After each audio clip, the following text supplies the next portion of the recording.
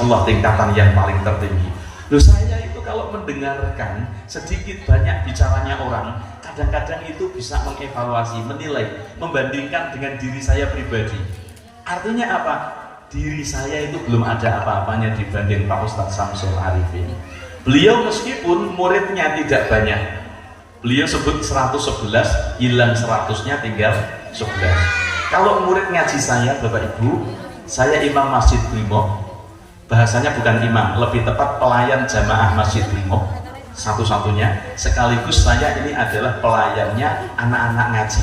Di situ jumlahnya ada 108 anak dan sudah tidak berani menampung lagi karena memang keterbatasan tempat, keterbatasan waktu, dan keterbatasan guru. Kami mengajak teman 9. Tapi Pak Ustadz Samsul Arifin, saya memiliki keyakinan niat beliau, keikhlasan beliau jauh di atas saya. Kenapa demikian? Dari bicara beliau sambutan tadi. Jadi yang namanya khidmah terhadap ilmunya Allah itu memang betul-betul sebuah kebutuhan bagi orang yang memiliki ilmu, Bapak Ibu. Digaji atau tidak, dikasih syariah maupun tidak, tetap saja ngaji. Namun pada malam hari ini saya akan menyampaikan, Pak, kalau jenengan pernah membaca keterangan dalam kitab Ta'limul Muta'alim, di situ Kiai Musonnet menjelaskan, qala syekhuna, guru saya mengatakan bahwasanya man arada ayyakuna ibnuhu aliman, barang siapa Bapak Ibu yang pengen anaknya itu kelak menjadi orang alim, atau kalau memang anaknya tidak alim, maka kelak cucunya yang alim. Kalau bukan cucunya yang alim, maka kelak buyutnya alim. Maka lakukan hal ini. Apa? Muliakanlah, berikanlah hadiah, ringankanlah kebutuhan orang-orang alim. Saya tidak minta nih, alhamdulillah saya kecukupan. Itu ada Ibu Intan duduk di sebelah sound system kayak operator sound system. Ini saya dengan beliau itu sudah dekat sejak waktu masih bujang. Tapi Pak Karno kan ya akrab dengan saya, jadi nggak mungkin cemburu karena dekat dengan saya karena belanja di pasar Yotefa. Intinya Bapak Ibu, kalau panjenengan menghendaki pengen memiliki anak yang alim, pengen memiliki cucu yang alim, atau memang tidak anak tidak cucu maka entar buyutnya yang alim, maka berikanlah hadiah, yakanlah orang-orang yang alim, orang-orang yang khidmah melayani umat dengan ilmu agamanya. Kalau tidak percaya, silahkan buka sendiri Ta'limul Muta'alim. Asli Bapak Ibu. Oleh karenanya, saya juga mohon doanya jenengan semuanya, mudah-mudahan Ustadz Samsul Arifin, ya juga saya, pelayan-pelayan umat ini menjadi orang-orang yang ikhlas. Amin. Bukan hanya ikhlas tingkatan yang terendah, setidaknya ikhlas tingkatan yang nomor 2, yaitu yang wusta, syukur-syukur persis seperti Pak Ustadz Samsul Arifin, tingkatannya ikhlas yang paling tertinggi.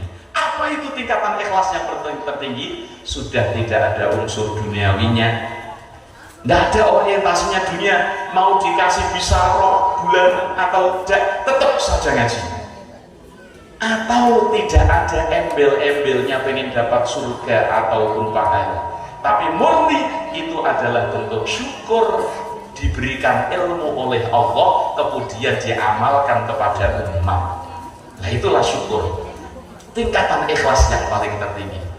Tapi perlu dicatat ya Bu, kalau Pak Ustadz, Ustadzah ngajar ngaji, itu yang paling dibesarkan adalah ikhlasnya. Tetapi Bapak Ibu yang punya anak, yang menitipkan anak untuk ngaji supaya pengen dapat ilmu, sampean yang kuat adalah pengertiannya, kebijaksanaan. Kadang-kadang seharian cuma 50.000 satu bulan, itu masih nunggak-nunggak loh, masih nunggak-nunggak sampai melebar 3 bulan baru dibayar. Kadang-kadang los-losan. Sedangkan kadang-kadang anak itu rewel minta dibelikan HP yang harganya lebih dari 1.500.000. Loh, itu dengan mudah untuk membelikan. Terkadang kita itu tidak adil Bapak Ibu.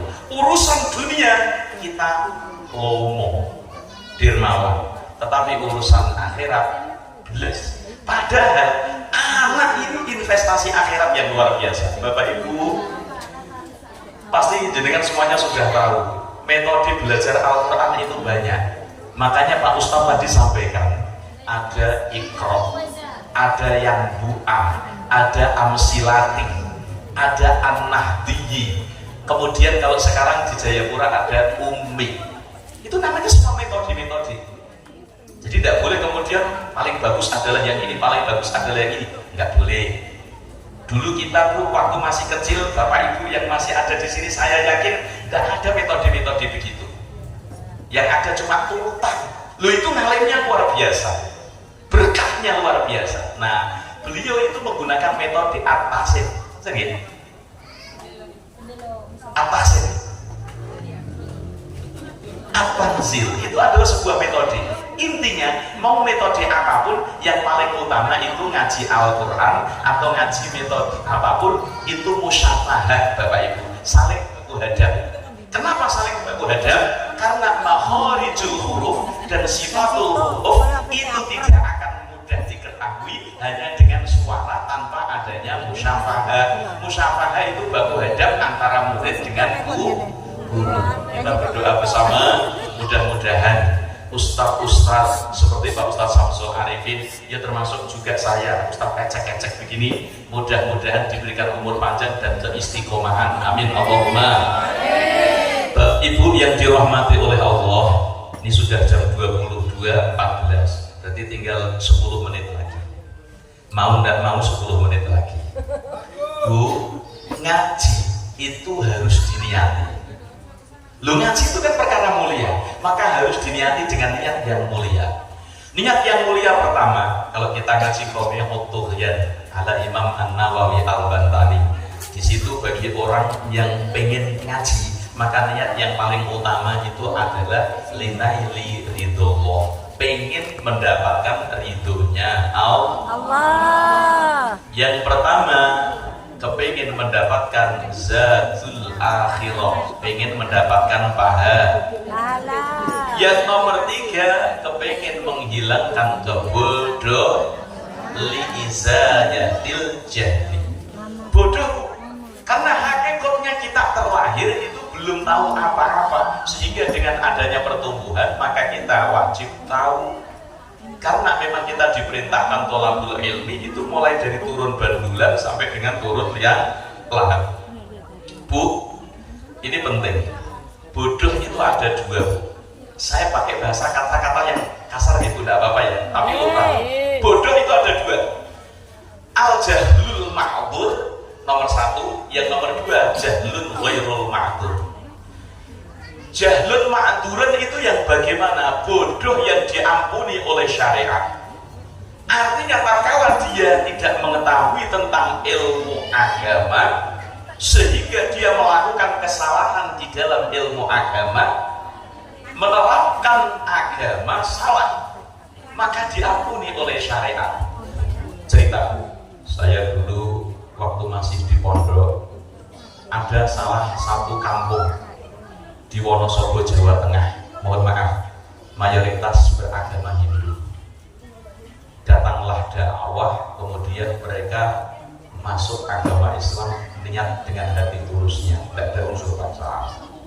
Nah, kemudian yang muda-muda, yang anak-anak itu dimondokkan semua. Di antaranya termasuk dipondokkan di tempat mondok saya. Ibu, lazimnya kalau orang itu mau sholat, kencing dulu apa wudhu dulu baru sholat? Kencing dulu, wudhu baru sholat.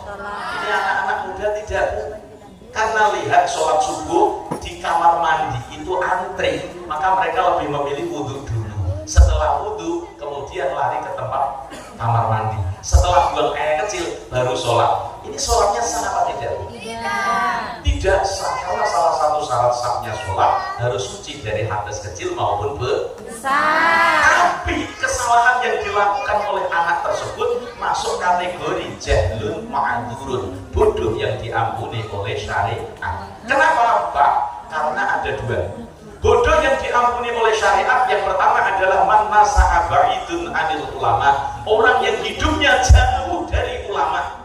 Karena fi badiyatin, seperti halnya orang yang tinggal di daerah pedalaman.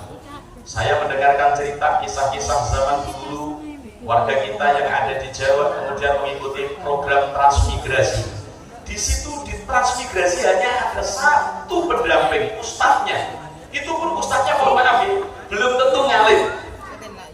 Dan itu tidak satu wilayah, tidak dekat, jauh jaraknya. Sehingga apa? Mau konsultasi tidak bisa karena zaman dulu belum ada HP. Akhirnya apa? Melakukan sholat, melakukan amal ibadah itu asal-asalan, sesuai dengan apa yang mereka ketahui. Nah, praktek semacam inilah yang masuk kategori jahlun ma'dzurun, bodoh yang diampuni oleh syariat. Yang kedua, Bu, man qalba ahduhu anil Islam. Orang yang hidupnya masa keislamannya itu baru-baru saja. Contoh, mohon maaf, ada mu'alaf. Mu'alaf ini kan nggak tahu sholat. Maka ketika dia berkewajiban melakukan sholat, Fatihah yang aslinya itu rukun qauli wajib dibaca. Tahiyat yang aslinya itu rukun qauli wajib dibaca. Tapi karena masa keislamannya baru-baru saja, maka tidak membaca surat Al-Fatihah, tidak membaca tahiyat akhir pun tetap sholatnya dianggap sah. Karena apa? Diampuni oleh syariat.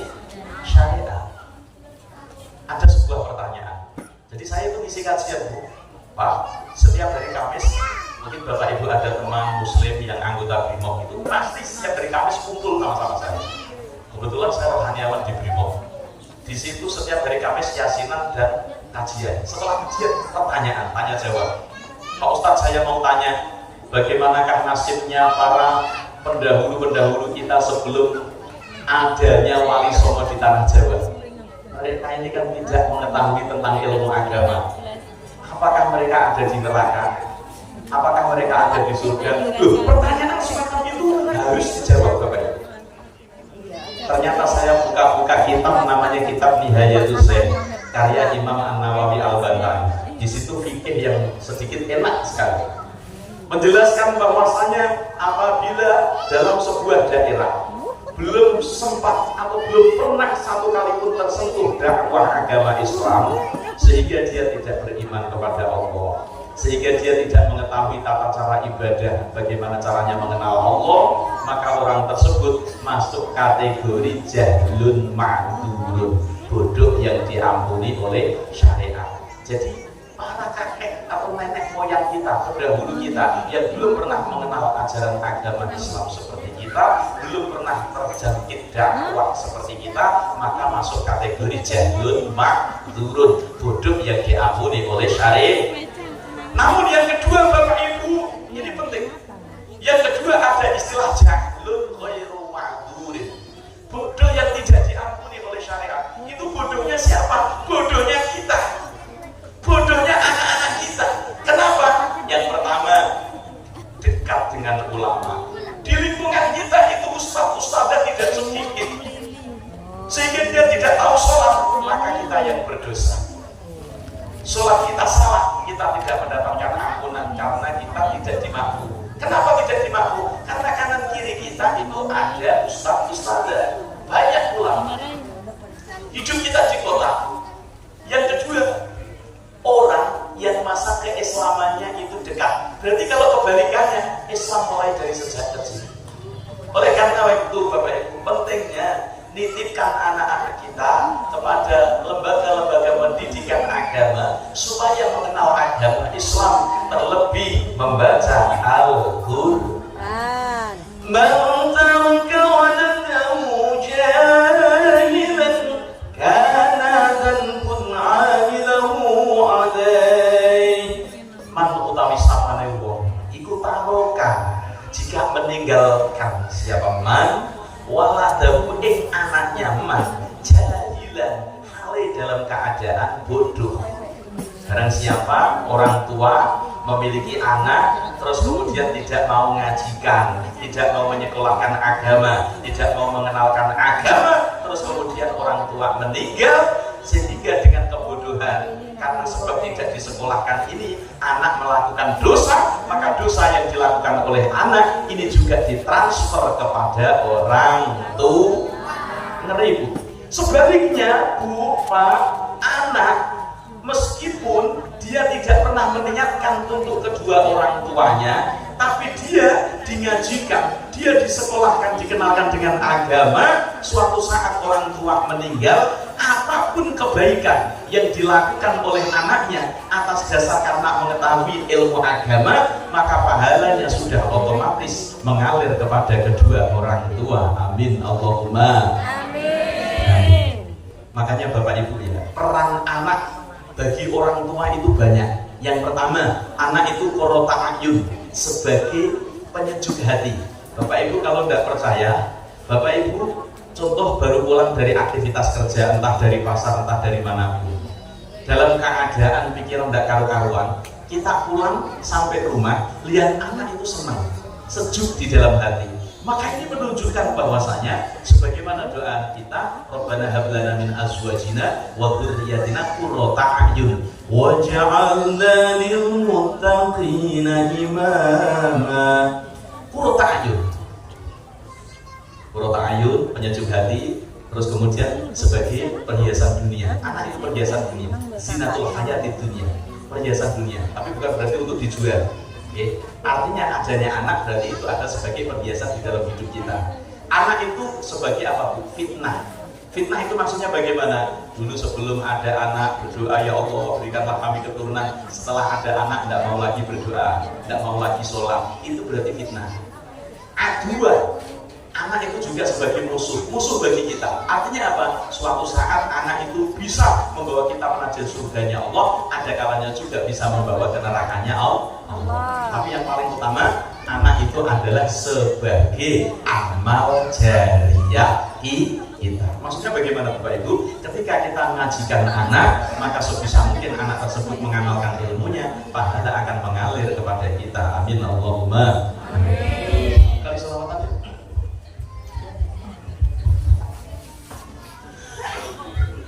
Ya Rabbi bil Mustafa balligh maqasidana.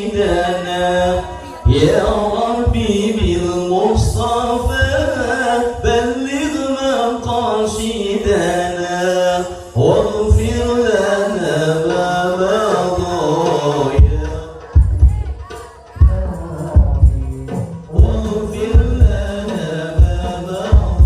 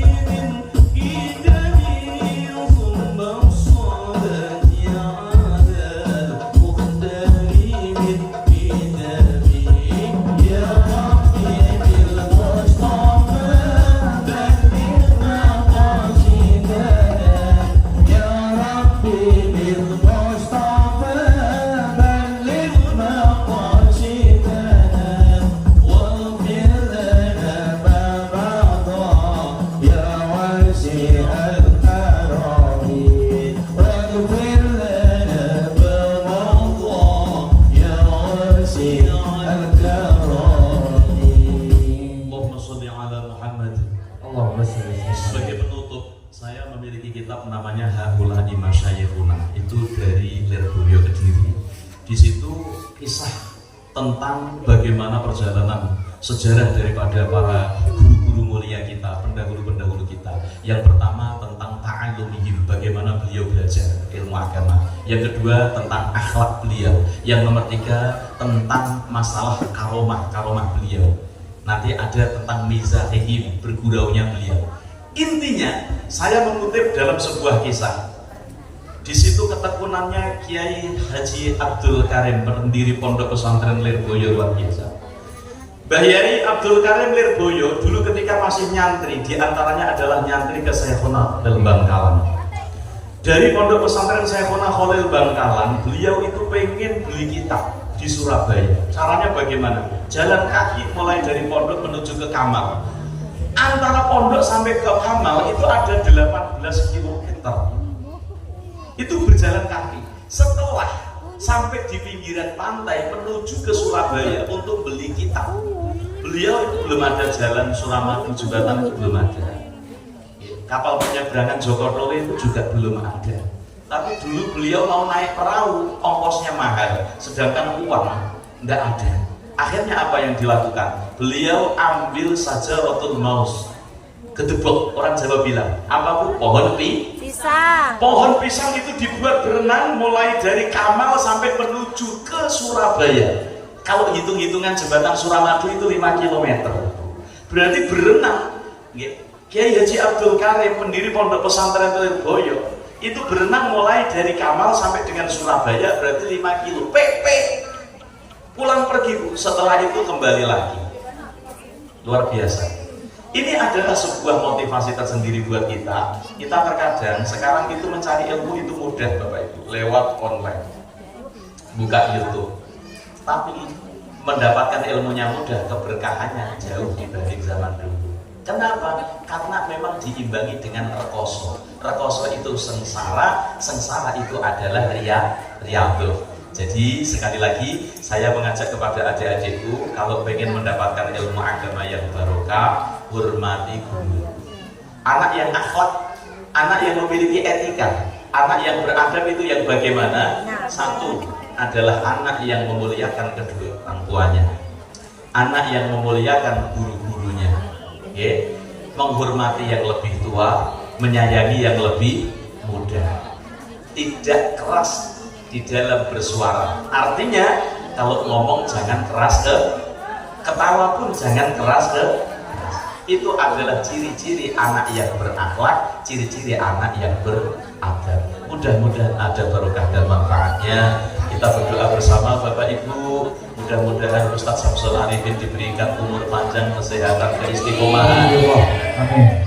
Kita semuanya diberikan kesehatan, umur panjang, mendapati suci Ramadan, dapat melaksanakan amal ibadah dengan istiqomah. Amin Allahumma amin. A'udzubillahi minasyaitonir rajim. Bismillahirrahmanirrahim. Alhamdulillahi rabbil alamin. Allahumma shalli ala sayyidina Muhammad wa ala ali sayyidina Muhammad sayyidil awwalin wal akhirin wa sallim wa radiyallahu tabaraka wa ta'ala an kulli sahabati ala rasulillahi ajma'in. Bismillah ma syaa Allah la yasriqul khaira illa Allah. Bismillah ma syaa Allah la yasrifu su'a illa Allah. Bismillah ma syaa Allah man kana min ni'matin fa min Allah. Bismillah ma syaa Allah la hawla wa la quwwata illa billahil aliyyil azim. Rabbana zidna ilman nafi'a warzuqna fahman washi'a waj'alna minas salihin was salihat. Allahumma inna nas'aluka salamatan fid din wa afiyatan fil jasadi wa barakatan fil rizqi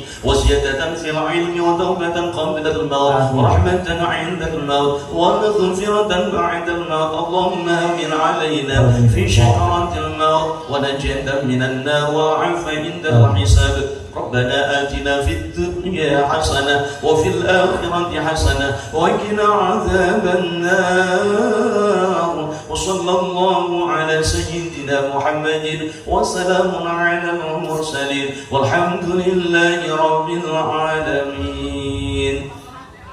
السلام عليكم ورحمة الله وبركاته. Waalaikumsalam warahmatullahi wabarakatuh.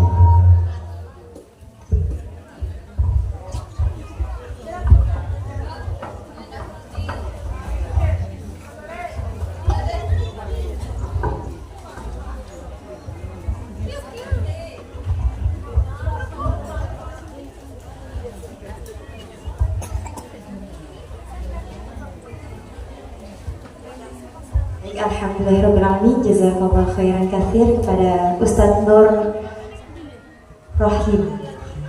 Sudah mulai loading ini Pak. Baik, mohon izin ya Ustadz. Maaf sebelumnya, kami mohon untuk tetap di tempat karena tadi ketika Ustadz menyampaikan itu masih proses transfer, sekarang proses penyimpanan. Biasanya nasihat itu akan lebih diingat ketika kita sering melihat wajah seseorang. Betul nggak Bapak Ibu? Betul. Masya Allah.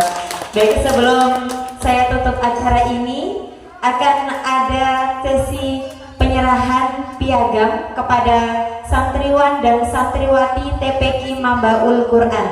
Dalam hal ini saya mengundang dengan hormat para Ustadz Imam Hanafi Abdul Aziz, Ustadz Abdul Aziz, kemudian Bapak Insinyur Dipo Wibowo, Ketua Kerukunan Keluarga Puger Jember, dan Ketua Paguyuban Ngawi. Kepada nama-nama yang saya sebut, kami mohon dengan hormat untuk bergabung bersama kami di panggung dengan didampingi oleh Ustadz Syamsul Arifin.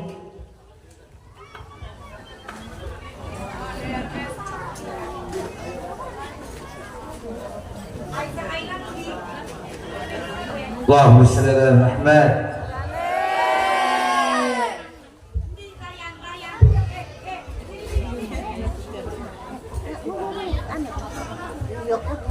Salatullah salamullah ala taha rasulillah. Salatullah salamullah ala yasin habibi.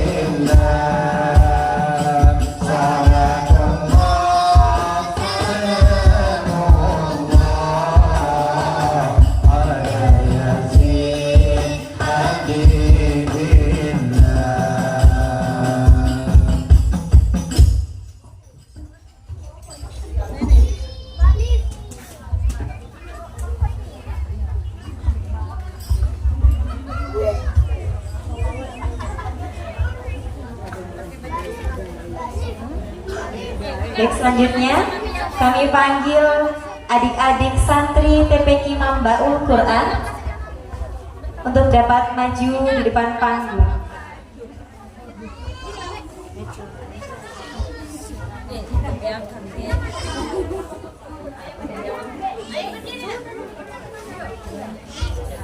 Semua ya, anak didik santriwan santriwati.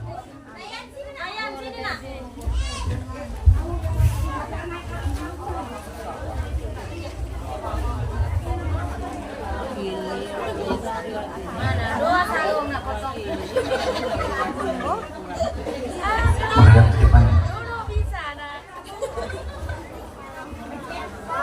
Semuanya, anak murid, adik-adik, adik-anak, ya, semuanya.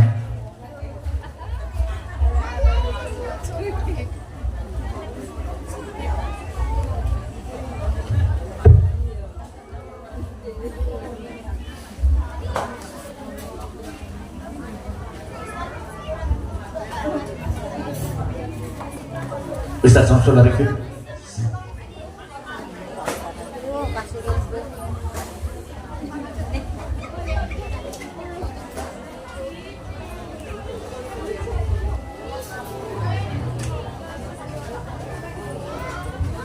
Untuk hal ini akan langsung dipandu oleh Ustadz Syamsul Arifin dan juga Ustadz Taufikur Rahman.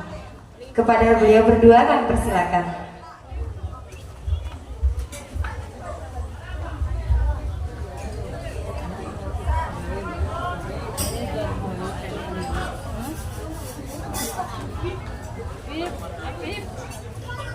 Bismillahirrahmanirrahim.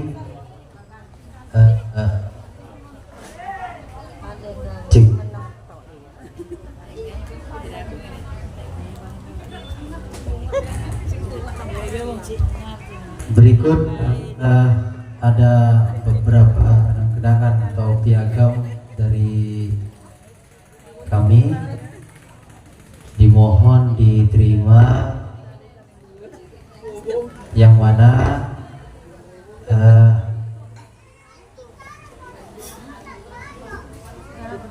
kami persilahkan kepada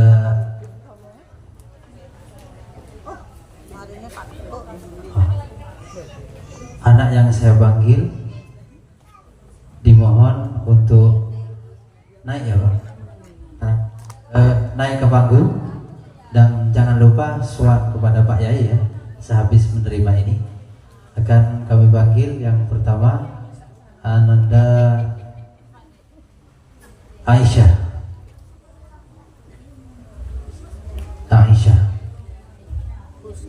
Ya.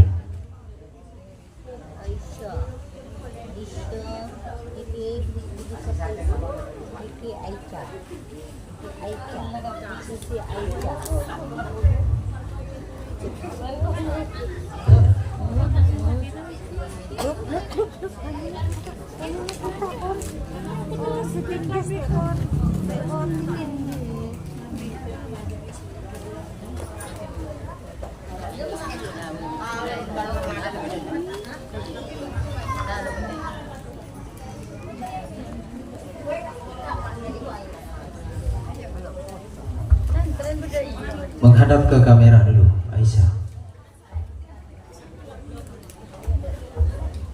Ya, salim dulu sama Pak Ustaz. Ya, terima kasih. Berikutnya akan kami panggil anak kulit yang bernama Ayla untuk menaiki panggung. Kami mohon untuk Al-Mukarram Ustaz Hanafi untuk memberikan piagam tersebut.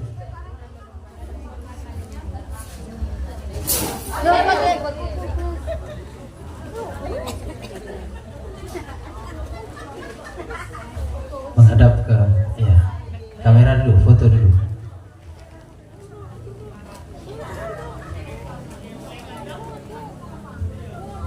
Ya, terima kasih.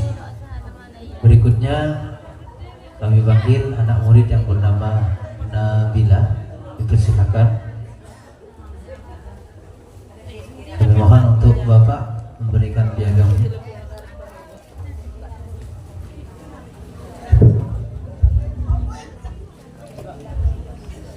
Piagam diserahkan oleh Bapak Insinyur Dipo Wibowo untuk Ananda Nabila. Tambah semangat ya nak ya.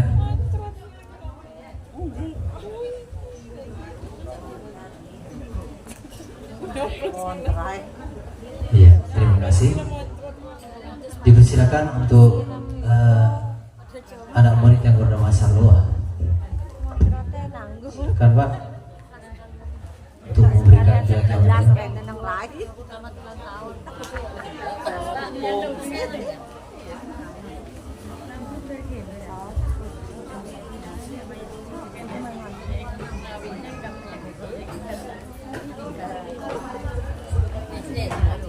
Ya, terima kasih.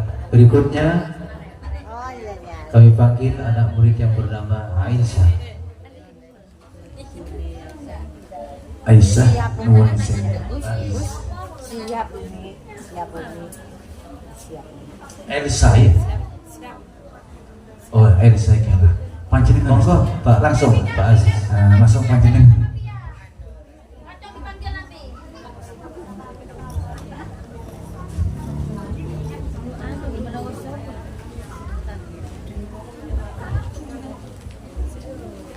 Iya, terima kasih.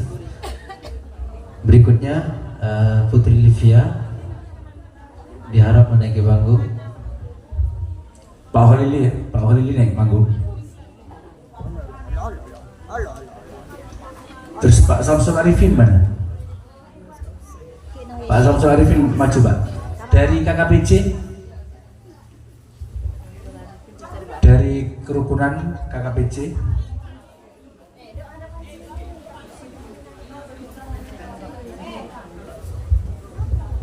Ananda Fikar dipersilakan. Ananda Fikar diserahkan langsung. Iya. Ane kan kalau pun lah nyelak nih gitu. Lah nyelak nih kata tahu cik beri nama. Pak Topik ya. Yang asih Pak Topik ya. Nah, dipersilakan Pak Topik untuk memberikan piagam.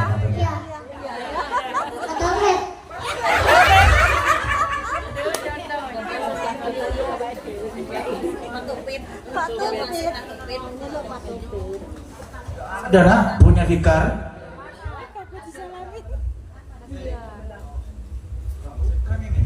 Iya, ini diterima ini. Punya Fikar ini. Ini punya Fikar ya. Foto dulu, Ya. Fikar, foto Foto dulu. dulu ya. Hadap ke sana, ke Ada depan. ke sana.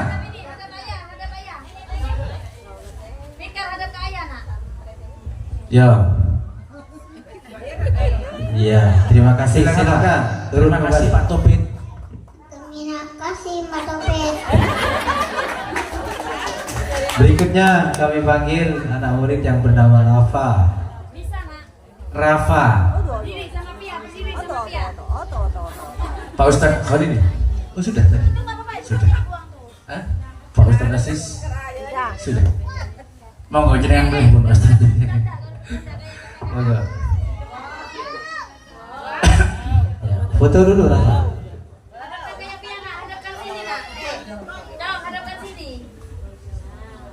Iya.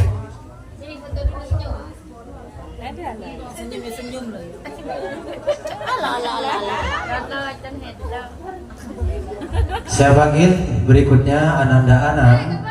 Dipersilakan menaiki panggung. Oh, Rayan. Rayan dulu, Iya, Rayan. tak ketela Pak. Bukan Radifai. Rayan. Mana Rayan? Oh, ini ya Rayan. Oke. Monggo sama Pak Ustadz Anapi. Ya, nanti salim biar disangoni.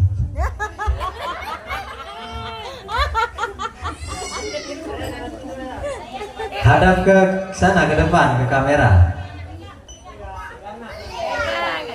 Ya, dipegang. Ya, salim ya, salim. Salim. Ya, bilang apa? Berikutnya akan kami panggil Ananda Anang. Anang. Monggo, di lagi Ananda. Gak usah tes, gak usah hadap sini sudah nak. Yuk, diem. Kayak Pia diem. Jenengan, Mbak. Nggih. Ada.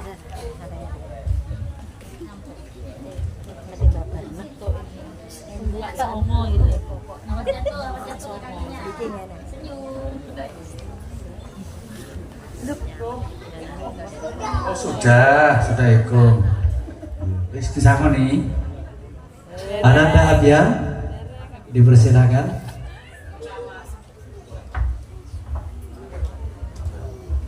Oke, terakhir sebentar Pak Ustadz Khalil ini ya.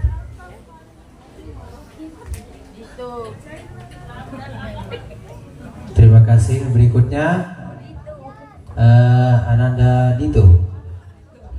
Ya, yang punya Dito Audio ini. Pak Ustadz Khalil. Pegang yang benar nak, pegang Ya. yang benar kayak Pia itu. Pegang yang benar. Aku pecah, aku pecah.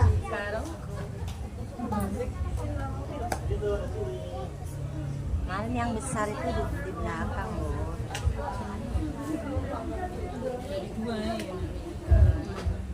Iya, yang besar di belakang.